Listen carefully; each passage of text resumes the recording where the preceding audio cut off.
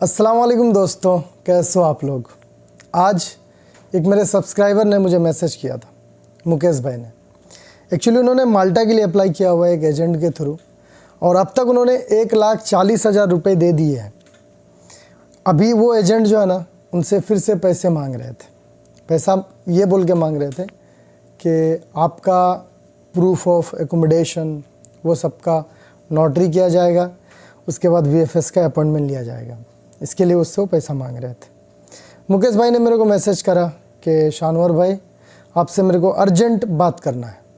मैंने उनसे कॉल पे बात करी, उनसे पूछा। जानने के बाद मुझे तो यही लगा कि ये प्रोसेस जो है उसमें कुछ लोचा है, फेक है। वो कुछ डॉक्यूमेंट्स उन्होंने भेजा था, वो भी मैंने चेक किया, मुझे वो फेक लगा। देखिए, हैरानी की बात ये है ना, मुकेश भाई ने अप्लाई किया, उनको ना कोई ऑफ़र लेटर मिला, ना वर्क परमिट उनको मिला, ना वर्क परमिट सबमिशन का मेल आया उनको, और वो पैसे दे दिए। दरअसल बात यह है ना कि उनको पूरा प्रोसेस नहीं पता है कि माल्टा जाने के लिए प्रोसेस होता क्या है। उनके अलावा मैंने देखा है बहुत सारे लोगों को, 90% लोगों को पूरा प्रोसेस नहीं मालूम है।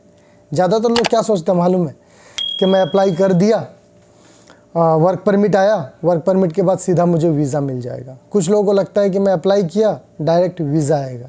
नहीं मेरे भाई, यूरोप का जो काम है ना, ये एक लेंदी प्रोसेस है, हम कह सकते हैं लंबा प्रोसेस होता है, और स्टेप बाय स्टेप जो है ना हर चीज़ को फॉलो करना पड़ता है। तो इस वीडियो में मैं आप लोग को वही प्रोसेस के बारे में बता दूंगा, ताकि आप जो है ना कहीं पे भी अप्लाई कर रहे हो, ये सारा चीज़ जान के रहो, आप कहीं ठगी का शिकार ना हो जाओ। तो देखिए, सबसे पहले नंबर 1 प्रोसेस क्या होता है मालूम है? आपका जो यूरोपास का CV है, उसके साथ में जो फाइल है आपका, वो आप सबमिट करते हो। ये पहला स्टेप रहता है जॉब अप्लाई करने का, कहीं भी शेंजन कंट्री में। अगर मैं माल्टा की ही बात करूं, तो वहाँ पे भी अगर आप अप्लाई करो तो ये आपको चाहिए ही चाहिए होता है। अगर कोई एजेंट के थ्रू या ऑफिस के थ्रू, एजेंसी के थ्रू आप अप्लाई कर रहे हो, तो ये फ़ाइल पहले वो आपका बनाएंगे, या फिर वो आपको बोलेंगे भाई ये सब कुछ दो आप, जिसमें आपका एक यूरोपास फॉर्मेट में CV रहेगा। कवर लेटर नहीं भी है तो चलता है, वो मैंडेटरी होता नहीं है।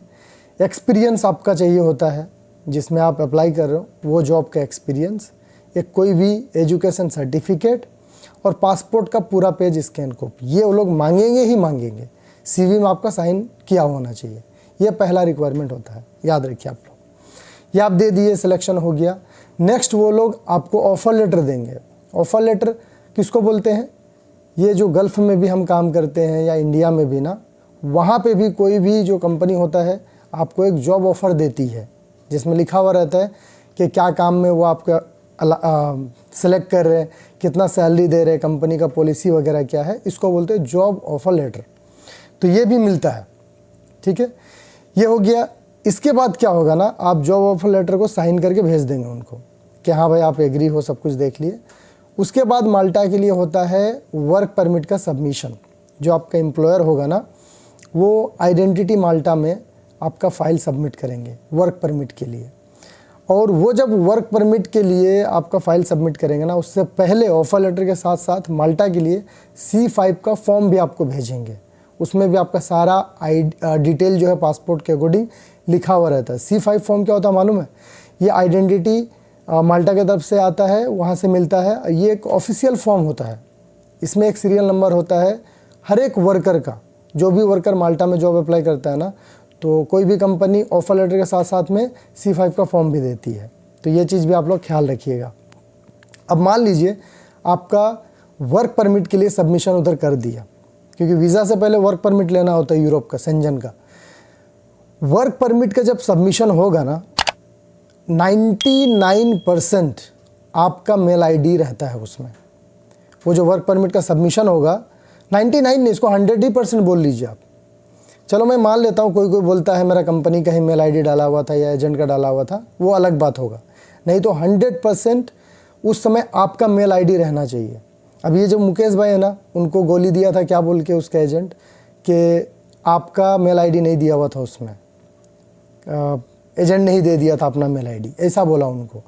अगर उसने अपना ही मेल ID दिया था तो एटलीस्ट वर्क परमिट जब आ गया वो तो भेज सकता था उसको, या फिर आइडेंटिटी माल्टा से जो ऑफिशियल ईमेल आता है वो तो भेज सकता है उसको, वो भी नहीं भेजा, इसका मतलब वो झोल है।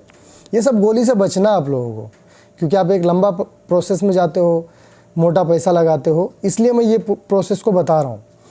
तो आइडेंटिटी माल्टा से जो मेल आता है ना, एक बार आइडेंटिटी माल्टा आपका आइडेंटिटी वेरिफिकेशन करती है कि भाई देख लो आप ही हो ना, आप ही का पासपोर्ट है ना, आप ही अप्लाई कर रहे हो ना वर्क परमिट के लिए।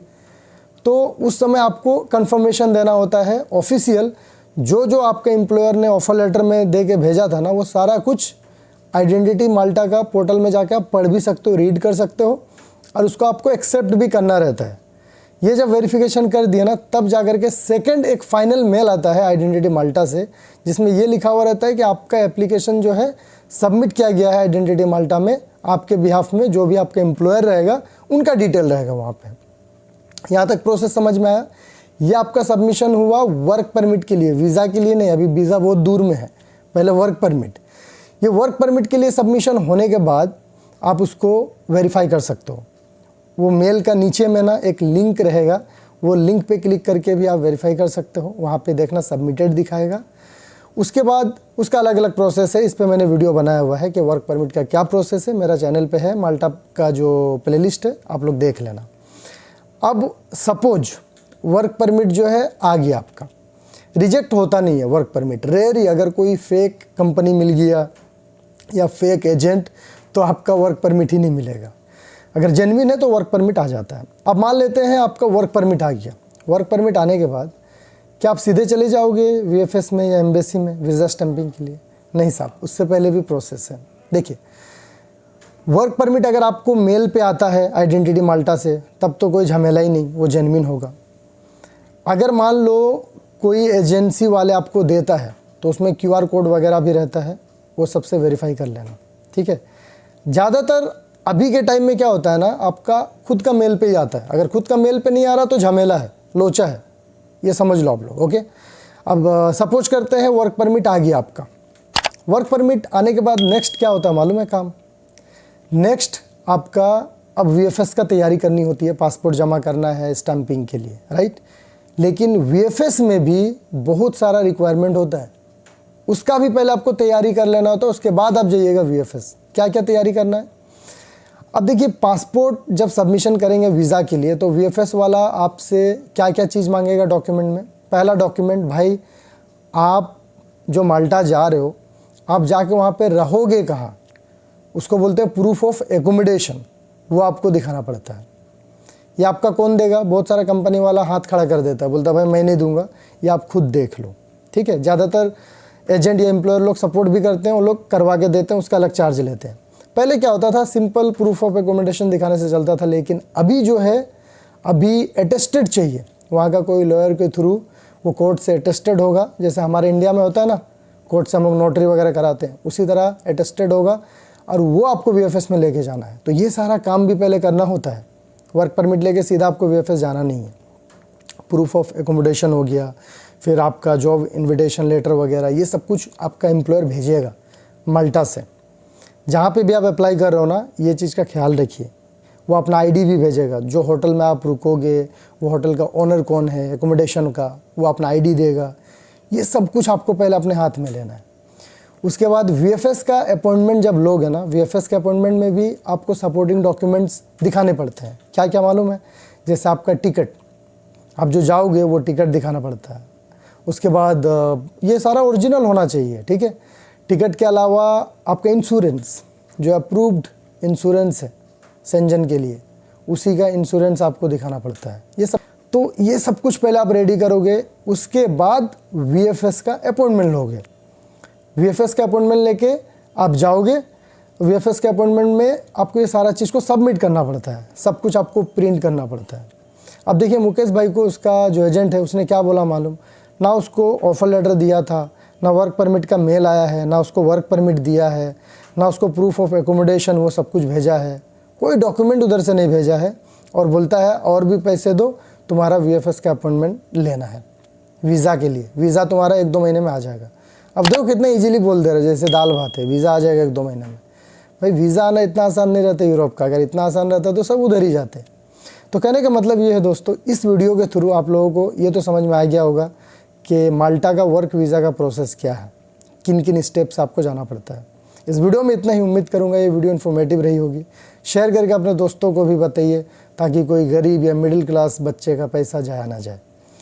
अपना ख्याल रखिए। Thank you so much for watching.